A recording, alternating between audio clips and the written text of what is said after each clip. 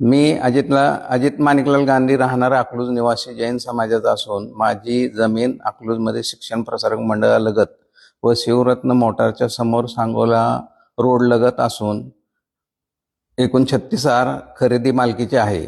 श्री जयसिंह मोहिते पाटील व मोहिते परिवार यांनी जोरदबस्तीने माझ्या जमिनीवर बेकायदेशीर कब्जा ताबा केला असून मला ती परत मिळावी, कब्जा हटवून मला ताब्यात मिळावी म्हणून मी आज पोलीस स्टेशनला गेलो होतो.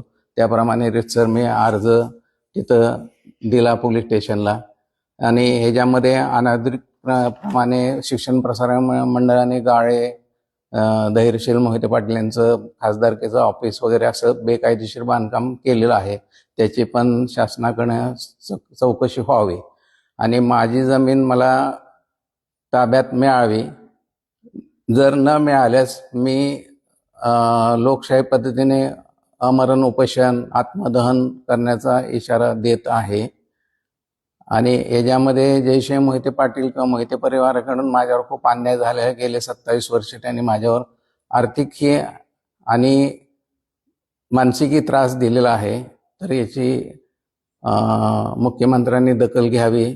तसेच मी हा अर्ज पालकमंत्री जयकुमार गोरे साहेबांना पण दिलेला आहे आणि आज पोलीस स्टेशनला पण हा अर्ज दिलेला आहे.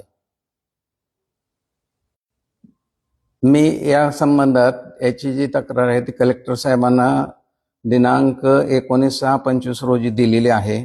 त्यानंतर या संदर्भात माननीय देवेंद्र फडणवीस मुख्यमंत्री तथा गृहमंत्री महाराष्ट्र राज्य, तसेच पोलीस महानिरीक्षक कोल्हापूर, पोलीस अधीक्षक सोलापूर आणि आज दिनांक 13/11/25 रोजी अकलूज पोलीस स्टेशनला पण याच्याबद्दल तक्रार दिलेली आहे.